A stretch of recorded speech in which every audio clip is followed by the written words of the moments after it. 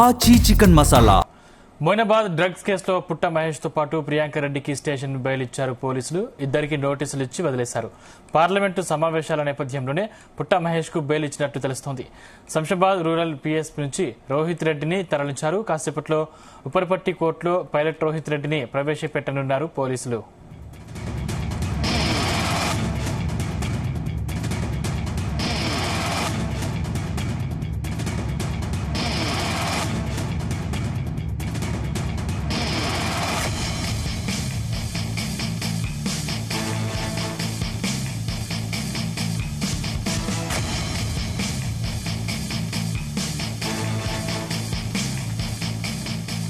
Moinabad drugs కేసులో పుట్ట మహేష్ తో పాటు ప్రియాంక రెడ్డికి స్టేషన్ బెయిల్ ఇచ్చారు పోలీసులు.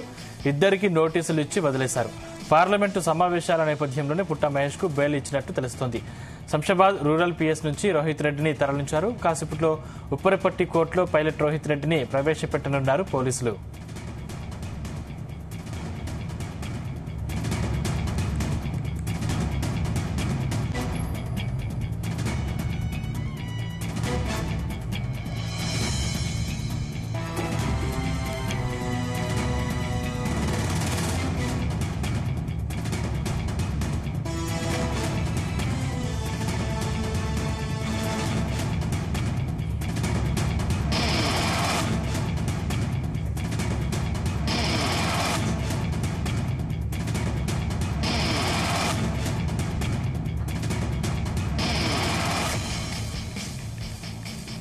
ఇక మొయినాబాద్ డ్రగ్స్ కేసులో పుట్ట మహేష్ తో పాటు ప్రియాంక రెడ్డికి స్టేషన్ బెయిల్ ఇచ్చారు పోలీసులు.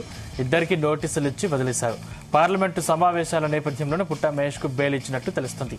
శంషాబాద్ రూరల్ పిఎస్ నుంచి రోహిత్ రెడ్డిని తరలించారు. కాసేపట్లో ఉప్పరపట్టి కోర్టులో పైలట్ రోహిత్ రెడ్డిని ప్రవేశపెట్టనున్నారు పోలీసులు.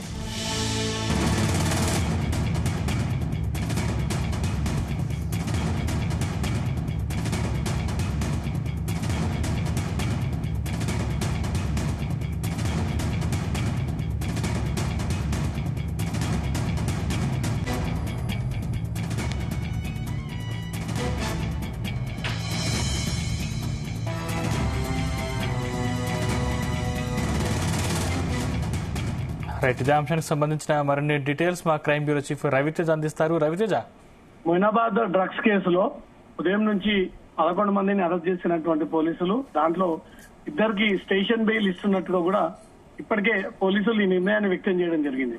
దాంట్లో ఒకరు ఏలూరు టీడీపీ ఎంపీ పుట్ట మహేష్ కుమార్.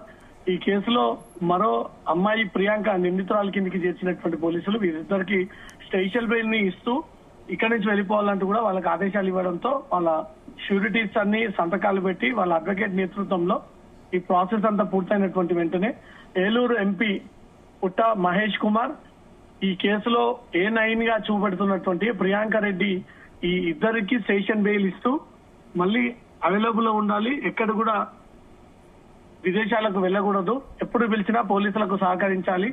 కొంత నిన్న నుంచి కూడా పుట్ట మహేష్ వెనకాల అనేక రాజకీయ ప్రచారం జరుగుతా ఉంది. పుట్ట మహేష్ శాంపుల్ ఇచ్చినప్పుడు దాంట్లో యురైనల్ కాకుండా వాటర్ కలిపి అందజేయడంతో అది నిన్న నెగిటివ్ వచ్చింది. ఈ రోజు ఉదయాన్నే బ్లడ్ శాంపుల్ తీసుకున్నప్పుడు అతనికి పాజిటివ్ వచ్చింది. పోలీసులను డైవర్ట్ చేసేటువంటి ప్రయత్నం చేశాడంటూ కూడా పెద్ద మొత్తంలో ప్రచారం జరిగింది. దీనిపైన త్వరలో మీడియాకు క్లారిటీ ఇస్తాను. ఏపీ ప్రజలకు కూడా ఒక క్లారిటీ ఇవ్వబోతా ఉన్నాను. తను మద్యం తీసుకునేటువంటి అలవాటు కూడా లేదు, తనకు డ్రగ్స్ పాజిటివ్ ఎలా వస్తోంది, ఇది రాజకీయ కక్షలో తన పైన పెట్టినటువంటి కేసు అంటూ మాత్రం పుట్ట మహేష్ చెప్తా ఉన్నాడు. వీటన్నిటిపై కూడా ఒక వీడియో త్వరలో విడుదల చేయబోతా ఉన్నాను.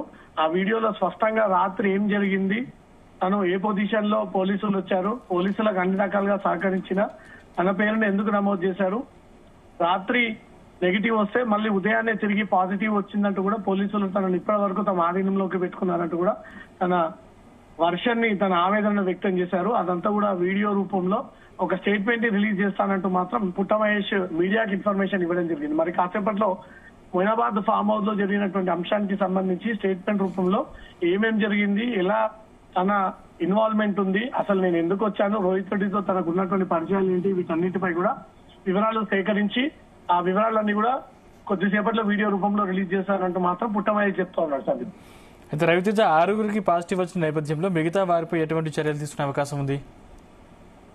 కొంత మొదటిసారి అయితేనేమో వీళ్ళందరినీ కన్జ్యూమర్ కిందికి పరిగణలోకి తీసుకుంటారు. రిపీటెడ్ గా పట్టుబడితే మాత్రం వీళ్ళందరినీ నిందితుల కిందకి చేర్చేటువంటి అవకాశం ఉంది. గతంలో కూడా బెంగళూరు డ్రగ్స్ కేసులో రోహిత్ రెడ్డి పేరు కూడా వినబడింది.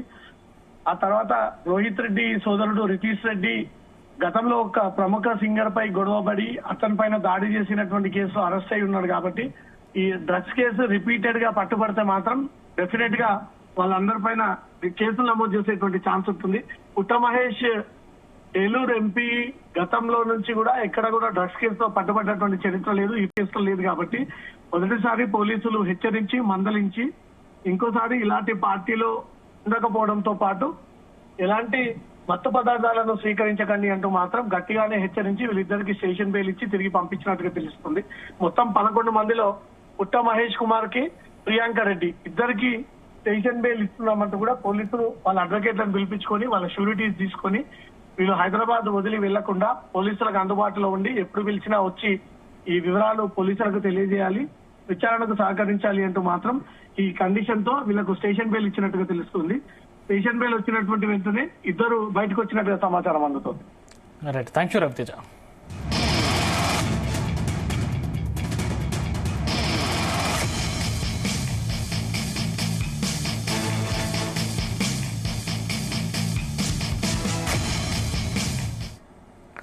మొయినాబాద్ డ్రగ్స్ పార్టీ కేసు రాజకీయ ప్రకంపనలు రేపుతుంది. రోహిత్ రెడ్డి ద్వారా డ్రగ్స్ సరఫరా జరుగుతుందని కాంగ్రెస్ ఆరోపిస్తుంది. కేటీఆర్ కు టెస్ట్ చేయాలని డిమాండ్ చేస్తుంది. డ్రగ్స్ పార్టీ కేసులోకి తనను లాగడంపై బీఆర్ఎస్ వర్కింగ్ ప్రెసిడెంట్ కేటీఆర్ స్పందించారు. ప్రతి డ్రగ్స్ కేసులోకి తన పేరును లాగాలని చూస్తే చట్టపరమైన నోటీసులు ఇస్తానని హెచ్చరించారు. మాదక ద్రవ్యాలు మనుషులను రాక్షసులుగా మారుస్తాయని, బాధ్యతాయుతమైన పదవుల్లో ఉన్న వ్యక్తులు కూడా డ్రగ్స్ వాడకానికి పాల్పడడం దురదృష్టకరమని కేటీఆర్ చెప్పారు. డ్రగ్స్ వాడకానికి తాను పూర్తిగా వ్యతిరేకమన్నారు. డ్రగ్స్ వాడుతున్న వారిని, విక్రయిస్తున్న వారిని రాజకీయాలతో సంబంధం లేకుండా చట్ట ప్రకారం కఠినంగా శిక్షించాలని కేటీఆర్ అన్నారు.